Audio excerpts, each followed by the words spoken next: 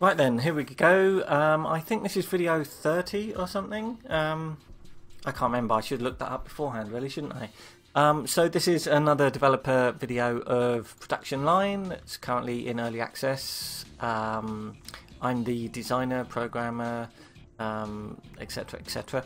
So one of the things that was a top priority for people, because we have this poll asking what people are most kind of let's have some of the I'll tell you what, let's do that, then I can put music on later. Ta-da! One of the priorities for people was a better financial model, which I've been talking about online a lot, and asking people what they thought. So what I'm going to do is I'm going to kind of like describe why the current financial model is shit, and why I'm changing it and what I'm changing it to, and I'm going to show you how far I've got, and it's going quite well actually. So the current model, you would have a variety of designs at the start of the production line here. If I go here and look to here, I can see I'm building one sedan X, one SUV and one compact. And then I'm going round and round and looping this. You can get that as complicated as you want. So you've got a number of designs of car. I've got 4 different. I'm not building the default sedan at the moment. And if I go to the design screen, oh, that's not it. Stupid. This has changed a bit, but ignore it for now. You would define what is in your car. So this is the base sedan that doesn't have a lot of features. It has some. The sedan Model X has a lot more. Not everything actually. I need to tick some things. Give it a leather interior, heated seats, electric windows, cruise control, and so on. So you would define a car as having loads of features or not many. And the different colours on here are telling you the extent to which people expect to get that feature. So at this point in the game, for example, all cars are expected to come with automatic windscreen wipers and auto steer headlights. A bit unlikely. But actually, air conditioning. Just drunk some water. Air conditioning is very rare. So air conditioning is only actually worth a certain amount, but we get a huge kind of markup on that because hardly any cars have it. So we researched aircon ahead of everyone else. So that's the current system. Now the problem with the current system is it doesn't have any concept of price points. So in the real world, for example, if you go to buy a car and it's like, I don't know, $15,000 or $10,000, I don't really know American prices, you don't expect that it comes with built-in sat-nav and with Bluetooth and with stuff like that and heated seats. You expect it to come with a fairly basic list of stuff, and if you buy a really cheap car, you expect it to come with hardly anything. Whereas if you buy a $100,000 car or $150,000 car, you expect it to do everything. Expect it to do the washing up and cookie breakfast.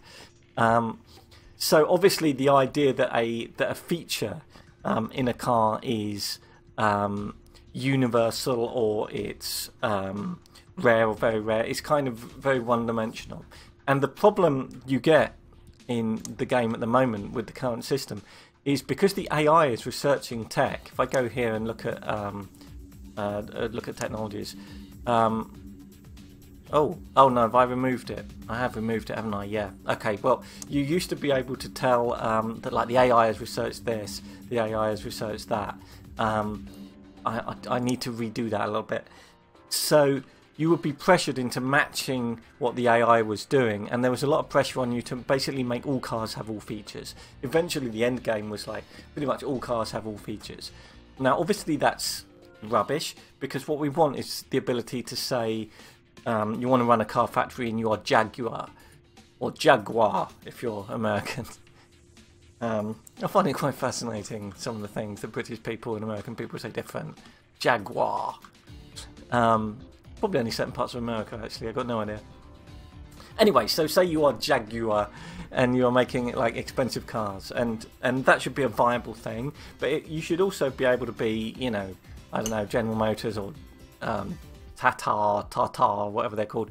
You should be able to make really cheap cars and make a profit on it, and nobody be giving you a hard time and marking down the price of your car, the desirability of your car, because you don't have anti-lock braking system or whatever, or reversing camera, because it's a cheap car, right? And like, you know, they don't have that, so that's fine. So we now have a new model. So like if we go back to this car designs, you'll see that this price category is a new thing, and I haven't actually set final values for this yet. I've set them far too high. So currently this is a cheap car. If I keep pushing up the price, and like including loads of stuff, if I include everything and push up the price, just push it over the edge, it becomes a mid-range car.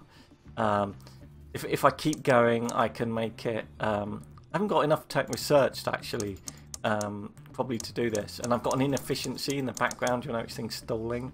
I can put it to an expensive car. Eventually, I think it's 70,000. I set a luxury. So, so we have this concept here, and that is purely based on price. So if you're selling a car for $50,000, it's an expensive car. If you're selling it for $70,000 or more, obviously, it's a luxury car. Eventually, we might add, you know, supercar or something like that. So now we have different price bands, and what I want to do, this isn't complete yet, what I want to do is have this, have a bit of a change to the way those prices work. So for example, at the moment, automatic windscreen wipers on this model, they are universal, and they are universal on an expensive car, for example. So what I'm going to do is I'm not going to let you charge anything for a universal thing. At the moment, you can only charge half price for it because it's universal, right? So I'm going to put it into the base value of the car. So that base value will go up as that research becomes universal. Whenever a new technology becomes universal, the base values of those, the base sales values of those cars will go up, and more things will go red and will be expected. You will still be penalised if you don't have them. If you're selling a luxury car and it doesn't have power steering, nobody's going to buy that, or rather, people are going to buy that, but they're going to want a discount, and not just a discount because it doesn't have power steering, a discount because what the hell are you doing? Like, I really expect power steering. Anyway, so moving on, because I haven't actually done that bit yet. So the bit I have done, which I can talk about and show you and go, ooh, let's zoom in for some exciting car close-ups. If I click here, there's an extra tab here, which is features. It used to be in ages ago, and I got rid of it. I think I got rid of it before I actually put the game on sale. So you may have never seen it. So now it's different. So now, whoa, it's like this. Don't be scared. We all know this is a sort of spreadsheet game anyway. So because this is a long-running game of mine, before I change the model, none of the values are correct. Okay, so I've just let it run a little bit, so some of the values will make sense. So forget the ones where they're all the same, because they won't be the same, these strips. So let's take a look, why don't we, at leather interior. So what we're saying is, at the current moment in time, a leather interior is common on a cheap car. It is common on a mid-range car, it's common on an expensive car. It's universal on a luxury car. If you're going to sell a luxury car, you're going to, let's just skip that, you're going to have a leather interior. And another one here, powered tailgate, is universal. So this is what this is going to look like, and it will make a lot more sense when I've done a whole game from scratch like this. So one of the other things you can see here is these little tick boxes, and they're showing whether or not I've actually, whether or not I've got that feature, whether or not I've researched the base tech that lets me have that feature. So, for example, so I'm trying to sell luxury cars, and maybe that's my whole thing, or that's one of my production lines, or that's a part of my strategy.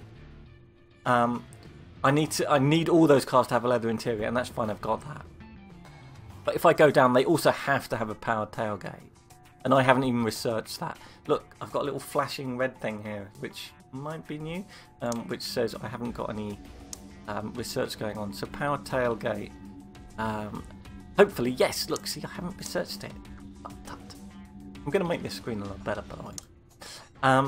So basically that is the big change that I want to do in the next patch. There'll be a few other little things which I'll talk about now. But basically that's it, and I want to know what people think about it, because I don't want to put in anything that everyone goes, that makes things worse. But I think this makes a lot of sense, because it reminds me of, like, I've been very lucky enough to buy 2 cars new in my life, after thinking I'll never do that. So, and when you, like, go to a car website and you look through, you know, all the different models and everything, you know, it is like this, to some extent. I mean, the car I've got now, I'm sure there wasn't an option. Well, there wasn't an option to not have keyless entry, because that's just, you know, that model of car. However basic I buy it, you know, it always came with keyless entry and electric windows. And if I went to another manufacturer, I'm sure, you know, you can get a car that doesn't have any of that. So I think this is fairly realistic and fairly sensible, and I think it also focuses the player into thinking, what is this car? Am I making a cheap car? Am I making a mid-range car? And let me go and check on the expectations, and let me look where I can exceed those expectations. So, for example, on a mid-range car, reversing camera, very rare. Okay, which kind of makes sense. So, to some extent, you might think, if I research that now, and you know, if I research the components of that, maybe, I'm not sure you can do that yet, and I can get like a good price on a reversing camera and get it before anyone else has researched reversing camera, and I can put it in even my cheap cars, then I can charge a huge kind of premium for that, in a sense, because the sort of person that's normally buying a cheap car with that kind of price range, they're not expecting to get that feature. Whereas it's completely different here. You're not managing to do that here. I don't know if that makes sense or not. You know, this is why it's in early access, and this is why I like hearing people's opinions on it. Anyway, so that's what I'm working on. So another thing that is new, it's a tiny little thing. We've got some new resources that will be going in the game, and let me show you what they are. Ooh, the excitement! I need to find a supply stockpile, which I don't use much anymore. Well, let me just put one down. Put down the supply stockpile here. To make it more obvious what the anchor point is. The tutorial's much better these days, by the way. Yeah, so look, camera. Ooh. Camera is needed for reversing camera, and it's also needed for traffic-aware cruise control,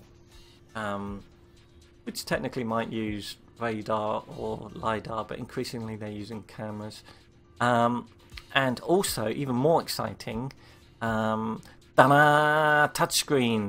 Touchscreens are coming to cars. How exciting! It's going to be very high-end, obviously. My car has a touchscreen. I'm sure there are other cars with touchscreens. I'm sure there are. I'm sure there's quite a few, and there will become more. So we're going to be adding those two things in, hopefully, before the next patch. Camera's already in there. Camera's already needed. I don't want to add too many things here. I don't want a massive list. I do quite like like splitting things down, so you could be able to make individual things. Maybe you won't ever be able to make a camera, but I like the idea of splitting things down into more and more components and having a more complex factory. Anyway, this is Production Line by Positech Games. You know, me and some excellent artists. Yeah, I'll worry about that later. Currently in early access on Steam. I'm interested to know, if you're playing the game, what you think of it. What do you think of the financial model? Do you think this system that I'm going with here sounds like an improvement? Do you ever look at this screen? Because I don't, and I'm thinking of getting rid of it, thinking it's kind of redundant, because they don't vary much anyway. So do you even look at this screen? I'm interested to know. Do you use it? Do you care? Obviously the others are really important. Anyway, so thank you for watching, and as ever, thank you for buying the game and supporting it. I hope you are enjoying the game. If you are, please leave us a review on Steam. Even better than that, just tell your friends about it, post on forums and social media, blah blah. This is me trying to do the social media thing. I'm crap at it. Oh, so one other thing, we changed the way sunroofs look. so that they don't have missing bits. Someone pointed it out, and I kind of didn't mind it, but now we've changed it. I'm really glad we have. Anyway, thanks for watching, and I'll talk about other stuff next time. Cheers.